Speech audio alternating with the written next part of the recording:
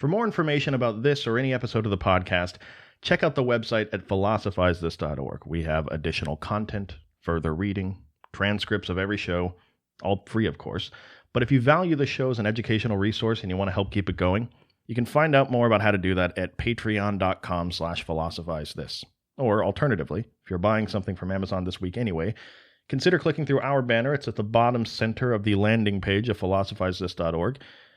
Small percentage goes back to the show. It may just be a click for you, but every little bit adds up. Thank you for wanting to know more today than you did yesterday, and I hope you love the show. So I want to start out the episode today by saying probably the most and least controversial thing that I've ever said on the show before. You, listener, you are not built to have total knowledge of everything that's around you. Look, I'm sorry. I'm sorry, my friend. As a friend, I feel obligated to tell you, no matter how painful or unpainful this is for you to hear, you just were not designed to arrive at a full understanding about everything that exists out there. You weren't. You know, there's this weird tightrope that we walk as human beings sometimes, right? On one hand, we live our lives and we want to feel like everything is knowable. We want to feel like if we just keep philosophizing about stuff and conducting science experiments, that eventually we'll get to some knowledge rest stop along the knowledge highway, right? To a place where we just know everything. Or at least close to everything. But on the other hand, at some level we know that this is impossible. At some level we know just how incapable we are of knowing some things. You know, many people, simply by virtue of being the kind of person that listens to a podcast like this, there's a part of you that sees value in seeking knowledge, right? It's understandable. For the record, I'm one of you. But why do you do it? Why do you do it? Why seek knowledge about the world as opposed to not seeking knowledge? You ever had somebody ask you that before? Like, have you ever had somebody say, why do you like to learn stuff all the time? You know what I like to do? Not reading. That's my thing. I like not reading. Why would you ever read a book about something when you could be out in the world enjoying your life instead? Why would you ever watch a documentary on something when you could be entertained by reality TV? You know, be entertained by Honey Boo Boo or something. It's a valid question. Why are you even listening to this podcast right now? There's tons of other ones out there you could be listening to. There's thousands of hacky ex-stand-up comedians with a podcast that tell the same formulaic jokes into the microphone about the news week after week after week. Why not listen to them? Where's the love for those guys? Now, I'm being facetious, but how would you respond to somebody if they asked you this question? Well, personally, I would respond by saying that no matter how immediately ungratifying an educational experience may seem on the surface, knowledge usually leads to my life being better in some way, right? Knowledge is power. It's not controversial. I learn new things about the world and I create for myself a richer, fuller understanding of the universe that I live in. Just off the top of my head right now, I can list off 1,000 ways that knowledge has made me less ailed by ignorance, less fearful, less regretful, or clouded by superstition like some member of a pygmy tribe somewhere. Knowledge does a lot of stuff. Knowledge brings opportunities that you wouldn't otherwise have, right? And by that, I mean, not only do you see more opportunities because you have that knowledge, but opportunities present themselves to you in this world because you're a knowledgeable person. This pervades the way that we see the world, even down to the most basic level. Like, you can just look around you at the world being a knowledgeable person and appreciate things more than other people. You actually appreciate the world more. Like, in this way, knowledge broadens our vision of what the universe is. It makes everything in this small, very limited community that you live in bigger. It makes it more exciting, more interesting. For example, let's say you're watching a documentary on, I don't know, electrical boxes, right? When you're walking down the street and you look at that electrical box on the side of the road, you don't just see some green box sitting there, right? After you've watched that documentary, you see all the ingenuity behind it. You see how it powers the entire neighborhood, how incredible that is. You think about how, George C. Electrical Box in the year 1843 made the first one. You might consider the intricate web of wires and connectors inside of it, the billions of calculations that box is making every day just to make your life possible. when you apply your knowledge to your perception of the world around you, you are, for all intents and purposes, seeing a completely different world than somebody else who hasn't seen that documentary, who watches Honey Boo Boo instead and just walks past that very same electrical box and says, I guess this thing is there. They might not even notice it. I guess I have to mow my lawn around this electrical box. That's an inconvenience. Knowledge makes the universe bigger and more interesting. And it's lucky for people like us that knowledge is a respectable paradigm to strive for in our society, right? In fact, I think it's so respectable, it can run us into problems. I think it's such a respectable paradigm that many of us choose it, and then we fall into the trap of failing to ask ourselves, what is my ultimate goal here with knowledge? Like, what's the end game with knowledge? What am I aiming towards with acquiring all this knowledge? And you can ask that same question on a bigger level. What are we as a species aiming towards with all this knowledge? Total knowledge? What, we're just going to keep going until we get total knowledge about everything there is? Well, sure. Why not? I mean, really, why would we ever get to a stopping point? Can you really ever imagine scientists stopping? These people. These neurotic maniacs with their goggles and those speakers. Do you really see those people ever stop? We could arrive at the most awesome piece of knowledge imaginable. These people would still be in their office the next day doing their little experiments, trying to find more knowledge. Why would we ever stop? There's no stopping point when it comes to knowledge, right? Or is there?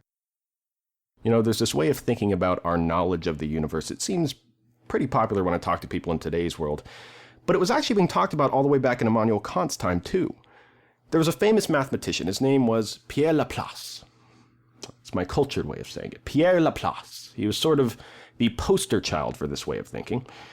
The idea was that if we knew the location, theoretically speaking here, if we knew the location of every atom in the entire universe, and we knew exactly how to calculate these seemingly necessary constant forces like gravity, that we could at least, in theory, simulate every cosmic event that was to come.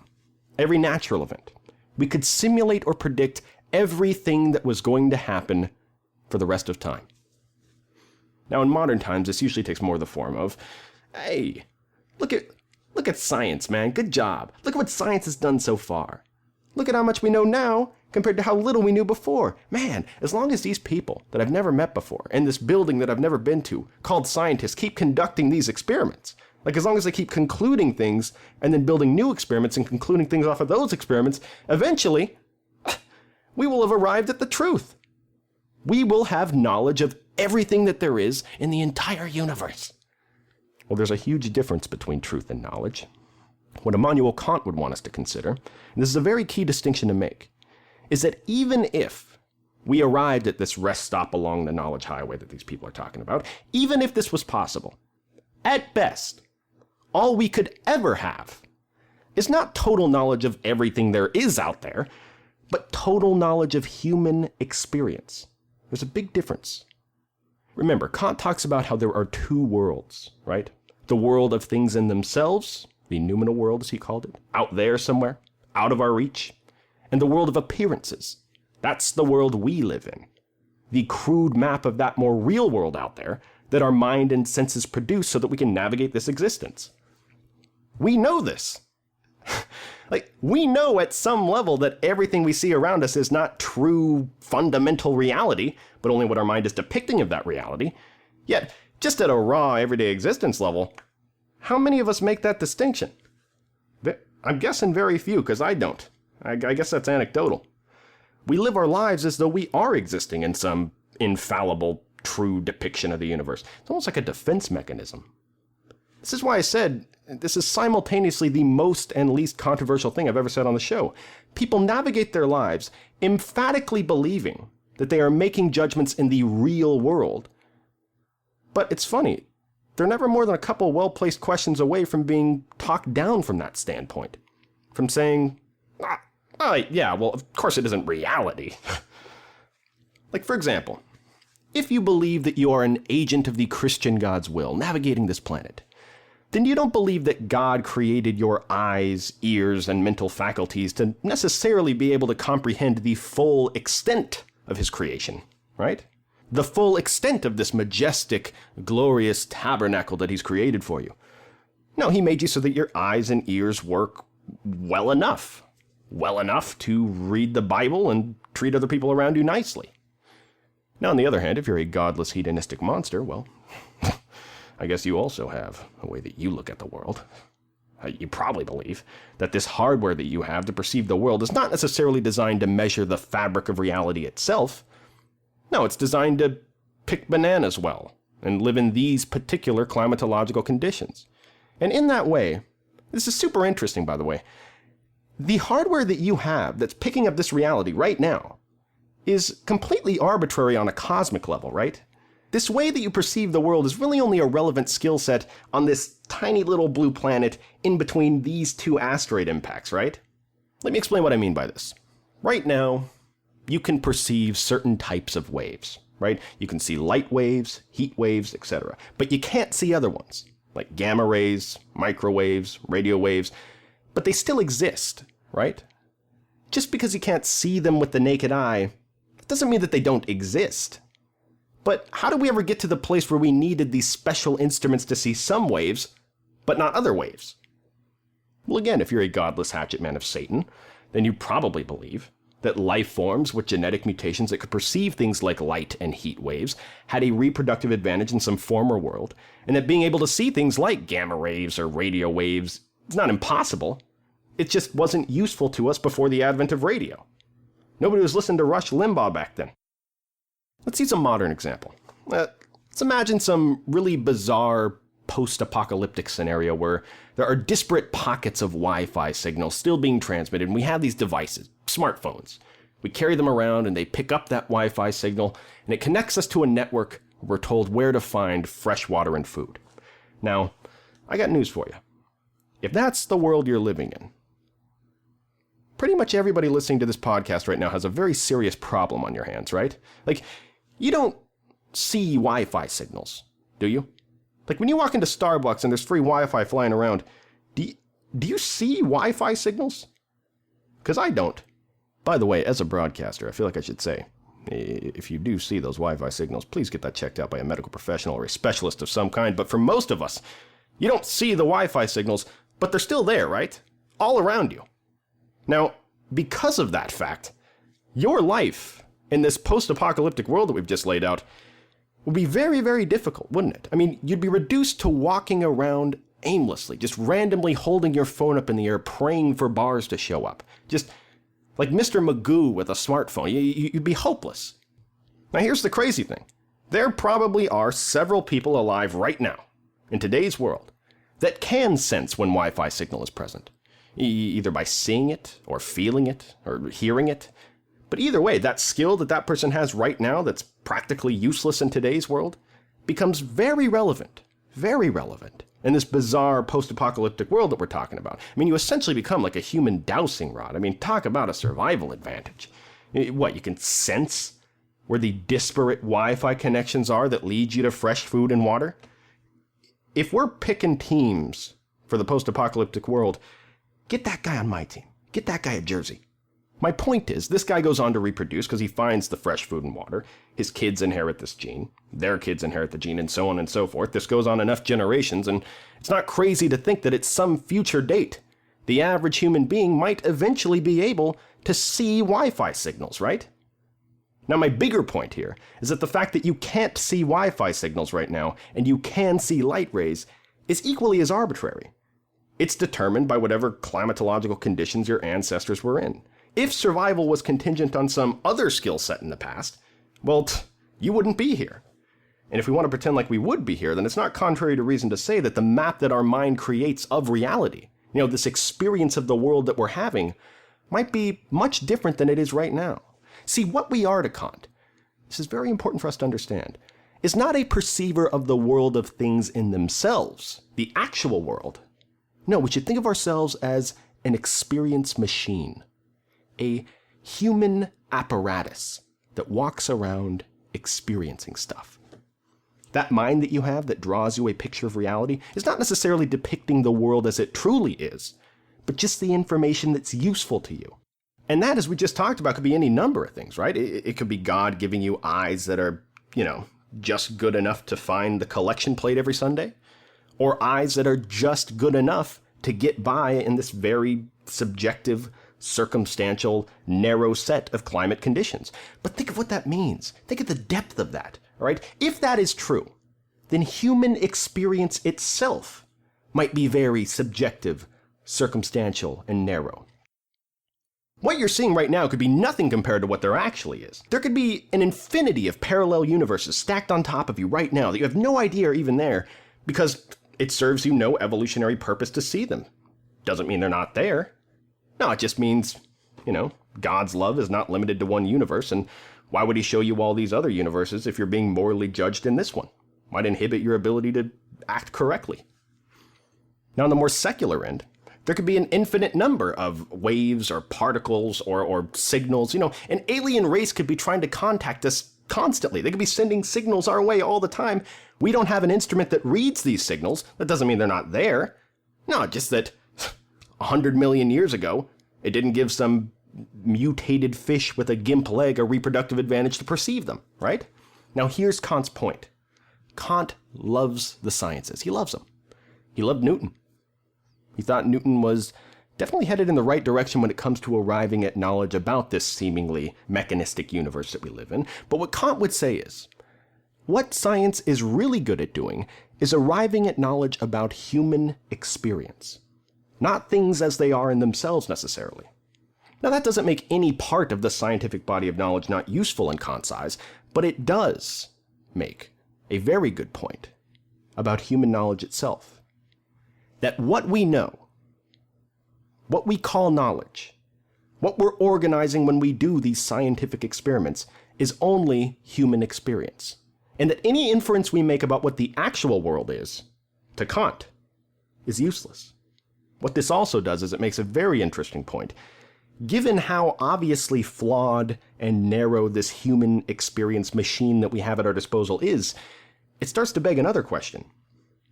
Are there things out there, at least potentially, are there things out there that we just can't know? I mean, after all, knowing anything is always contingent on this human apparatus that we have, right? So are there things out there that ours is just not capable of knowing or perceiving, regardless of how big of a microscope we make or how much philosophy we do?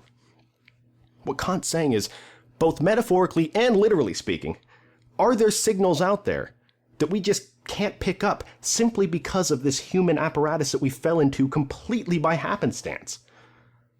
Well, Kant thinks the answer to that question is yes. He also thinks that dismissing things about what the world is based on this very narrow conception of reality that you have is just plain dumb. Now, that said, Kant believed in God. Kant was not just a believer in God. He believed in human souls. He believed that we actually have free will, despite how that might seem contrary to the Newtonian universe that was emerging during his time. He believed all this stuff. Now, at first glance, this may seem weird or inconsistent from Kant. To be fair to you and everyone listening to this, it might seem weird or inconsistent at second or third glance as well. In fact, now that I think about it, eventually you just stop glancing altogether, like you stop glancing at Kant and you start glancing at everyone that came after him. But that doesn't mean there aren't interesting conversations to be had, right? Kant's views on God, I feel bad for somebody just getting into philosophy that tries to hear Kant's views on God, because, they have to be really confusing, right? Does he like God? Doesn't he like God? Because back then, just keep in mind that before you start labeling Kant, this is the same unparalleled genius Kant that we referenced back in our episode on St. Anselm, all right? This is the same Kant to finally debunk Anselm's proof of God's existence. Quick recap. If God exists, then it must be the greatest possible thing that can exist, right? God is that than which nothing greater can be conceived. Can we agree on that? All right. Now, I can imagine that thing in my head right now. I'm doing so as I'm talking to you. Now, you couple that with the fact that something actually existing has to be at least marginally greater than something not existing. Therefore, the true thing than which nothing greater can be conceived must exist. Therefore, God exists. Now, if you're rolling your eyes right now, keep in mind, this was a knockdown argument in philosophy before Kant. Keep in mind that Kant went out of his way during his lifetime to debunk this thing. In fact, Kant goes out of his way to debunk a lot of stuff people were thinking about God. Remember, Kant agrees with Hume. He agrees with Hume in his rebuttal to the cosmological argument, or the prime mover argument, that we are assuming that the universe needed to have a cause unjustly. Kant says, sure, when navigating this world as one of these human experience machines, yeah, it intuitively makes sense that all this needed a cause, but we can't say anything about things in themselves, which is what all this truly is. Cause and effect, space and time, these are ways that our minds make sense of the world. We know nothing about what things are like in themselves, just the human experience of these things. So all these arguments out there that use these intuitive approaches to what has to be true because it just doesn't make sense otherwise, these are nonsense to Kant. Kant makes all these arguments against these arguments, and he still believes in God. He still believes in human souls. He still believes in free will. And if you asked him about it, he wouldn't do what everyone else did. He wouldn't do what Anselm or Descartes or Aquinas or any of these people that try to persuade you into thinking that God exists. Give you an argument for how we know that a God exists. Deep breath. No, Kant takes it in a different direction. He thinks these things we're talking about here, God, free will, souls, these are beyond our capacity to know. If you ask Kant, do you know if God exists? Or do you know if humans have free will? He'd probably laugh. He'd say, of course not. Of course I don't know whether God exists or any of these things. But these things are by their very nature outside of what is possible for us to know with this very narrow, limited apparatus that we have to navigate the world with. Now at this point you might be saying, okay, Kant, okay, I was on board for a while, but it seems like you're sidestepping the issue here. It seems like you're contradicting yourself.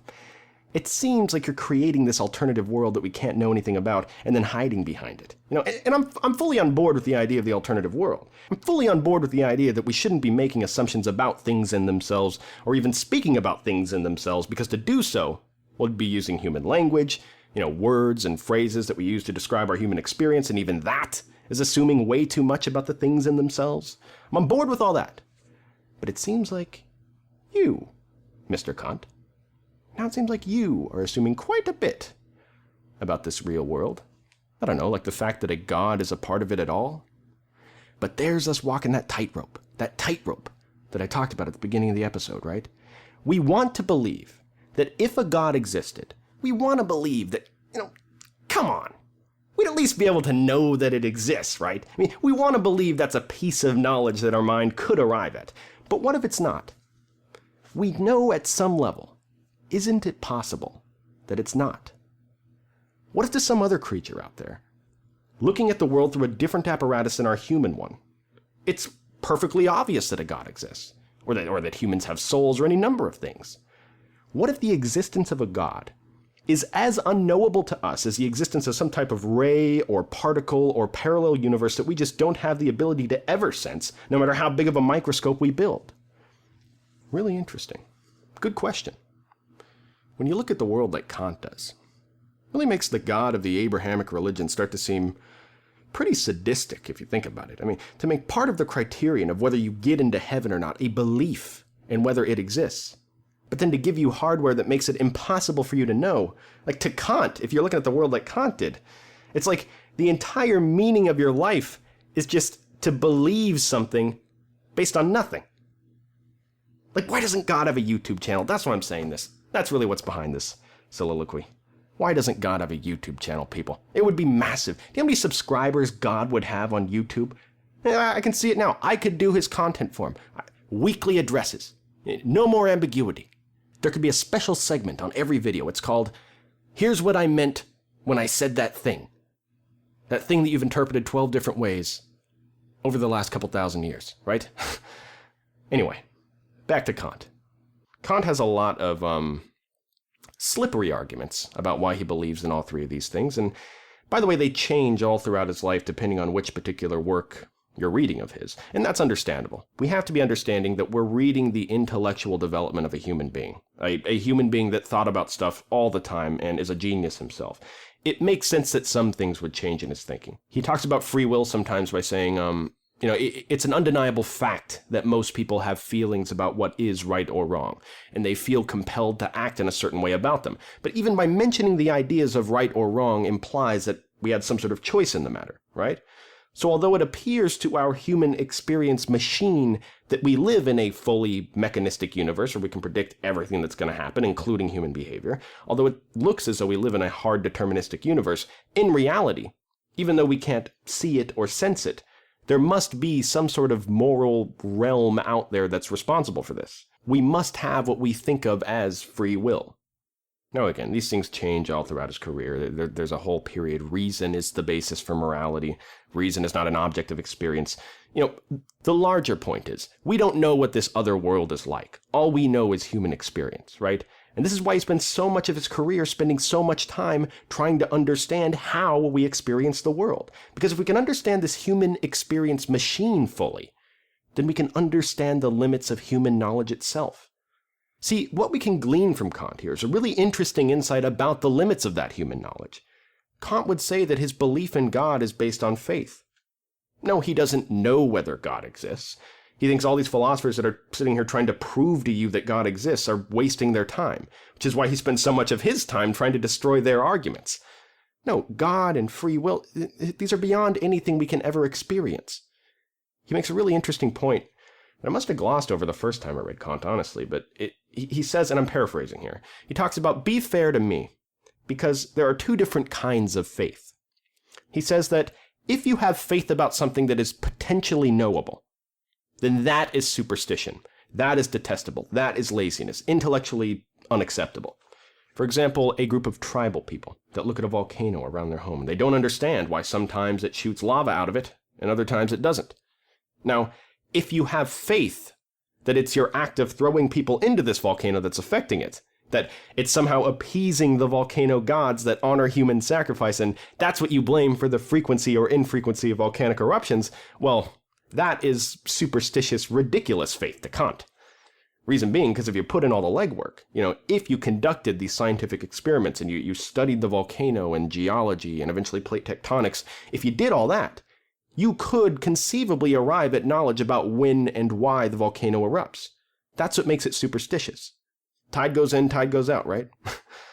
But, Kant says, having faith about something that is unknowable to us can never be a justification for laziness.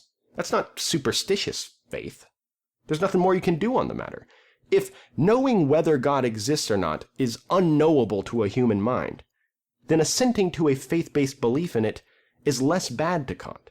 And I think he would just want us to recognize that fact. This is the ultimate point. What exists is not just what we can measure and see existing in this narrow, crude, biased, completely random apparatus that we've duct taped around our heads in the year 2015.